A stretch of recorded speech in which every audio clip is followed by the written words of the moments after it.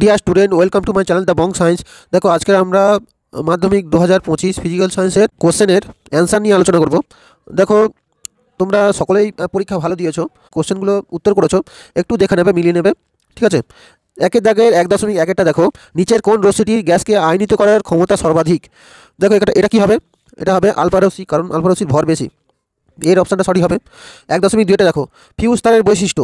Fuse তারের বৈশিষ্ট্য কি? উচ্চ রোধ আর নিম্ন গলনাঙ্ক। কারণ রোধ যদি উচ্চ হয় কিন্তু তারটা সহজে গলে যাবে, আর নিম্ন গলনাঙ্ক হলে সেটা সহজে গলে যাওয়ার সম্ভাবনা বেশি। 1.3টা দেখো, আধুনিক পর্যায় সারণীতে কয়টা শ্রেণী আছে? আধুনিক পর্যায় সারণীতে কিন্তু 18টা শ্রেণী আছে, এটা সকলেই জানো। পরের কোশ্চেনে আমরা চলে যাব। 1.4 দেখো, 1.4টা কি আছে? নিচের কোন যৌগটি সম্পূর্ণ অণু হিসেবে পৃথক অস্তিত্ব নেই? দেখো, আমরা জানি আয়নীয় যৌগের অণুর অস্তিত্ব নেই, তাহলে এখানে অপশন হবে ডিটা। 1.5টা দেখো, নিচের কোন অ্যাসিডটি মৃদু তড়িৎ বিশেষ্য? দেখো, মৃদু তড়িৎ বিশেষ্য হচ্ছে CH3COOH। 1.6টা দেখো, 1.6টা লঘু সালফিউরিক অ্যাসিডের মিশ্রিত পটাশিয়াম ডাইক্রোমেট দ্রবণে H2S চালন করলে কী রঙ উৎপন্ন হয়? এখানে কিন্তু কমলা রঙটা কিন্তু সবুজ বর্ণে রূপান্তরিত হয়, ক্রোমিয়াম সালফেট উৎপন্ন, যেটা সবুজ বর্ণের। 1.7টা নিচের কোন আকরিকটি অ্যালুমিনিয়ামের আকরিক? দেখো, অ্যালুমিনিয়ামের আকরিক হচ্ছে বক্সাইট। 1.8টা দেখো, ত্রিবন্ধনযুক্ত অসম্পৃক্ত হাইড্রোকার্বনটি শনাক্ত করো। দেখো, ত্রিবন্ধনযুক্ত একটা অসম্পৃক্ত হাইড্রোকার্বন হচ্ছে অ্যাসিটিলিন। এখানে যে অপশনটা আছে, দেখো এই অপশনটা সঠিক হবে। এগুলো তোমরা করে দেখবে, ত্রিবন্ধন এদের থাকবে না। 1.9টা দেখো, গ্রিন হাউস গ্যাসটি শনাক্ত করো।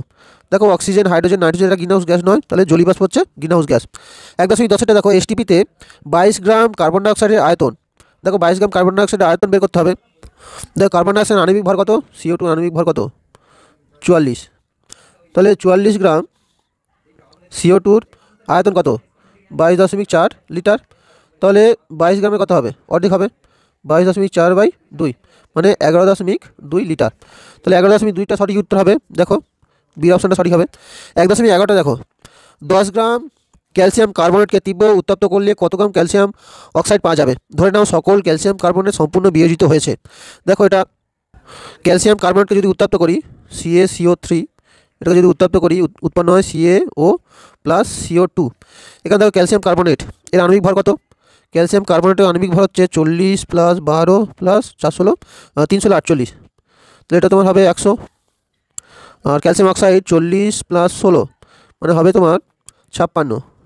তাহলে 10 গ্রামে কত হবে? তাহলে এটা ওইকে নিয়ে বের করে দেখবে, 56 ইন্টু 10/100, তাহলে এটা তোমার হবে 5.6। 5.6 সঠিক উত্তর হবে। দেখো কী আছে, তাহলে অপশান বিটা কিন্তু সঠিক উত্তর হবে। পরের কোশ্চেন 1.12। 1.12টা দেওয়া আছে, তাপ পরিবাহিতাঙ্ক নির্ভর করে। 4টে অপশান দেওয়া আছে। তাপ পরিবাহিতাঙ্কটা কিন্তু পরিবাহীর উপাদানের প্রকৃতির উপর নির্ভর করে, তাহলে বি অপশানটা কি সঠিক হবে। 1.13টা দেখো, আলোর প্রতিসরণের সময় নিচের কোন রাশিটি অপরিবর্তিত থাকে? আলোর প্রতিসরণের সময় কিন্তু কম্পাঙ্কটা কিন্তু অপরিবর্তিত থাকে, সি অপশানটা সঠিক হবে। 1.14টা দেখো, কোন প্রকার দর্পণে অসৎ, ছোট এবং সমশিষ্ট প্রতিবিম্ব গঠিত হয়? দেখো, অসৎ, ছোট, সমশিষ্ট প্রতিবিম্ব গঠিত হয় উত্তল দর্পণে, অপশান সিটা সঠিক হবে। 1.15টা দেখো, নিচের কোন এককটি তড়িৎ শক্তির একক? দেখো, তড়িৎ শক্তির একক কিন্তু ওয়াট, ঘন্টা, অপশান সিটা সঠিক হবে। এবার দেখো, বিভাগ খ 2 দাগের 2.1, তেজস্ক্রিয়তার এসআই এককটি লেখো। তেজস্ক্রিয়তার এসআই একক হচ্ছে বেকারেল, তোমরা সকলে জানো, বেকারেল। অথবা দেওয়া আছে, দেখো, ইউরেনিয়াম 235-92 থেকে একটা বিটা কণা নির্গত হলে পারমাণবিক সংখ্যার কি পরিবর্তন হবে? তোমরা বিটা কণার প্রকৃতি জানো, 0-1, মানে ভর সংখ্যার কোনো পরিবর্তন হয় না, আর পারমাণবিক সংখ্যা কী হয়? 1 বৃদ্ধি পায়। তাহলে 92 থেকে 1 যদি বাড়ে কী হবে? 93 হবে, 93 হবে।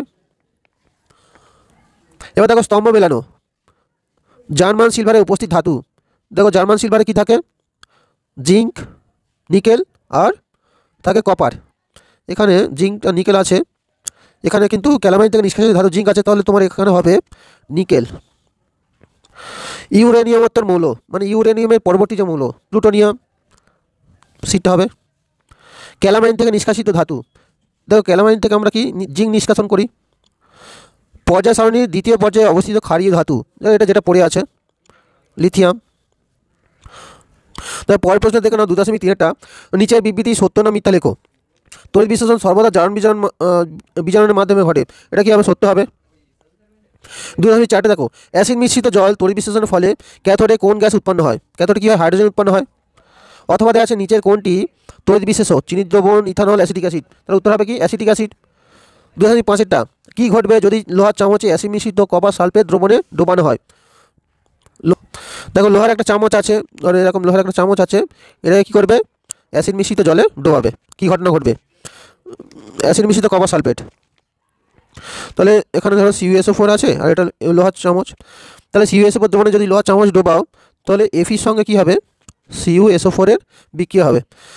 এফির অনেক নিচে কিন্তু কপার আছে, তাহলে এফি কিন্তু কপার সালফেটের সঙ্গে বিক্রিয়া করবে সরাসরি। তাহলে বিক্রিয়া করে কী উৎপন্ন হবে? দেখো FeSO4 plus Cu, FeSO4 plus Cu, অর্থাৎ এই যে এফির গায়ে কী হবে? কপারগুলো গিয়ে জমা হবে, ছোটো ছোটো কণা আকারে কপারগুলো গিয়ে জমা হবে, আর দ্রবণে কিন্তু FeSO4 উৎপন্ন হবে, FeSO4, অর্থাৎ দ্রবণটা কিন্তু লালচে বাদামি বর্ণ ধারণ করবে, লালচে বাদামি বর্ণ ধারণ করবে দ্রবণটা। এবার দেখো 2.6-টা হেবার পদ্ধতিতে অ্যামোনিয়া প্রস্তুতির জন্য কোন ধাতুটি অনুঘটক হিসেবে ব্যবহার করা হয়? উত্তর হবে লৌহচূর্ণ, লৌহচূর্ণ। অথবা দেওয়া আছে শূন্যস্থান পূরণ করো, CaC2 plus N2, CaC2 plus N2 কী হবে? CaNCN মানে ক্যালসিয়াম সায়ানামাইড উৎপন্ন হবে আর কার্বন উৎপন্ন হবে, নাইট্রোলিয়ামের বিক্রিয়া। পরে কোশ্চেন 2.7 থার্মিট পদ্ধতিতে কোন ধাতু নিষ্কাশিত হয়? থার্মিট পদ্ধতিতে আমরা কিন্তু লোহাকে নিষ্কাশন করি। 2.8 দেখো নিচে জৈব যৌগর IUPAC নাম। দেখো এর IUPAC নাম কী হবে? দেখো যদি নাম দিই 1 2 3, দেখো 2 নম্বরে কী আছে? ব্রোমিন আছে, আর কার্বনের সংখ্যা দেখো শৃঙ্খলে 3, তাহলে নাম হবে টু ব্রোমো মিথিল প্রোপ, তাহলে এক বন্ধন আছে প্রোপেন, তাহলে নাম হবে 2 ব্রোমো প্রোপেন। অথবা দেওয়া আছে অবস্থানগত আইসোমেরিজম বা সমবায়বতার উদাহরণ দাও। দেখো অবস্থানগত আইসোমেরিজমের উদাহরণ কী হবে? দেখো তুমি উদাহরণ দিতে পারো এরকম CH3 CH2 CH2 OH, এর আইসোমেরিজম কী হবে বা সমবায় কী হবে? দেখো CH3 CH3 OH, এখানে দেখো OH-টা 1 নম্বর কার্বন থেকে 2 নম্বর কার্বনে চলে এসেছে, তাহলে এটা একটা অবস্থানগত আইসোমেরিজম বা সমবায়ব। 2.9 দেখো রান্নার পাত্রে আঠাবিহীন প্রলেপ বা ননস্টিক প্রলেপ দেওয়ার জন্য ব্যবহৃত পলিমারের মনোমারটির নাম লেখো। দেখো ননস্টিক বাসনপত্র তৈরি করতে ব্যবহার করা হয় টেফলন, টেফলনের মনোমার টেট্রাফ্লুরোইথিলিন, টেট্রাফ্লুরোইথিলিন। 2.10 দেখো বায়ুমণ্ডলে কোন স্তরে ঝড় বৃষ্টি ঘটা সম্ভব? বায়ুমণ্ডলে কিন্তু ট্রপোস্ফিয়ার। অথবা দেখা যাচ্ছে ওজোন স্তরের গাঢ়ত্ব কোন এককে প্রকাশ করা হয়? ওজোন স্তরের গাঢ়ত্ব প্রকাশ করা হয় ডপসন ইউনিট। 2.11 দেখো রেফ্রিজারেটর থেকে নির্গত গ্রিনহাউস গ্যাসটির নাম লেখো। রেফ্রিজারেটর থেকে নির্গত গ্রিনহাউস গ্যাসটি হচ্ছে CFC, ক্লোরোফ্লুরোকার্বন। 2.12 দেখো সত্য মিথ্যা। দেখো চার্লসের সূত্র অনুযায়ী -273°C তাপমাত্রায় যে কোনো গ্যাসের আয়তন অসীম হয়। দেখো অসীম হয় না, এখানে কী হয়? শূন্য হয়। 2.13 দেখো STPতে 16 গ্রাম অক্সিজেন গ্যাসের অনুসংখ্যা কত? দেখো STPতে অক্সিজেন মানে আণবিক ভর কত? 32, তাহলে 32 গ্রাম অণুর ভর কত? 6.022 × 10⁻23, তাহলে 16 গ্রামে কত হবে? অর্ধেক হবে, 6.022 × 10⁻23/2 মানে 3.011 × 10⁻23, এটা হবে। পরে কোশ্চেন 2.14 নিচের বিবৃতিটি সত্য না মিথ্যা লেখো। লোহার দৈর্ঘ্য প্রসারণ গুণাঙ্ক 1.2 × 10⁻5 পার ডিগ্রি সেলসিয়াস হলে লোহার আয়তন প্রসারণ গুণাঙ্ক 3.6 × 10⁻5 পার ডিগ্রি সেলসিয়াস। আমরা জানি আয়তন প্রসারণ গুণাঙ্ক গামা সমান হচ্ছে 3 আলফা, আলফার মান দেওয়া আছে, তো 3 × 1.2 × 10⁻5, তাহলে গুণ করলে কী হবে? 3.6 × 10⁻5 per degree Celsius, inverse per degree Celsius. তাহলে এটা কী হবে? সত্য হবে। অথবা দেওয়া আছে watt metre inverse kelvin inverse কোন ভৌত রাশির একক? Watt metre inverse kelvin inverse হচ্ছে তাপ পরিবাহিতাঙ্কের একক, পরিবাহিতাঙ্ক। পরের কোশ্চেনটা আমরা চলে যাব। 2.15 দেখো বিবর্ধক কাঁচ রূপে কোন ধরনের লেন্স ব্যবহার করা হয়? বিবর্ধক কাঁচ হিসেবে কিন্তু আমরা উত্তল লেন্স ব্যবহার করি, উত্তল লেন্স। 2.16 দেখো আলোক রশ্মি প্রতিসরণের সময় আপতন কোণে কোন মানের জন্য স্নেলের সূত্রটি প্রযোজ্য নয়? দেখো আলোক রশ্মি যদি লম্বভাবে আপতিত হয়, লম্বভাবে যদি পড়ে রশ্মিটা কিন্তু সরাসরি লম্বভাবে নির্গত হয়ে যায়, তাহলে আপতন কোণ যদি 0 হয় তখন স্নেলের সূত্র প্রযোজ্য হয় না। 2.17টা বর্তমানে তড়িৎ বর্তনীতে ফিউজ তারের পরিবর্তে কী ব্যবহার করা হয়? বর্তমানে তড়িৎ বর্তনীতে কিন্তু ফিউজ তারের পরিবর্তে ব্যবহার করা হয় MCB miniature circuit breaker. 2.18 220 volt 100 watt বাল্বের রোধ কত? দেখো এটা একটা সহজ কোশ্চেন। দেখো রোধের সূত্র হচ্ছে R সমান ভি স্কোয়ার বাই পি। এবার তোমার কী দেওয়া আছে? ভির মান দেওয়া আছে, দেখো 220 ভোল্ট আর পির মান দেওয়া আছে 100 ওয়াট। তাহলে 220 স্কোয়ার বাই 100, তাহলে 220 গুণ 220 বাই 100, তাহলে উত্তর হবে তোমার 484 ওহম। পরের কোশ্চেনটা দেখে নেবো আমরা। দেখো 3 দাগের বিভাগ গ 3.1 দুটি এমন একটা সংখ্যা ধাতু নাম লেখো যেখানে কপার উপস্থিত, প্রত্যেকটা সংখ্যা ধাতু একটা করে ব্যবহার লেখো। তাহলে এগুলো তোমরা পেয়ে যাবে 2 নম্বর যে কোশ্চেনগুলো, অথবা দেওয়া আছে খনিজ আকরিকের মধ্যে পার্থক্য 2 নম্বর। এই যে প্রশ্নগুলো আছে এগুলো তোমরা সহজেই পেয়ে যাবে। আমরা এমসিকিউ এবং অতি সংক্ষিপ্ত করে দিলাম। তোমাদের যে প্রশ্ন অনেক সহজ হয়েছে প্রশ্ন।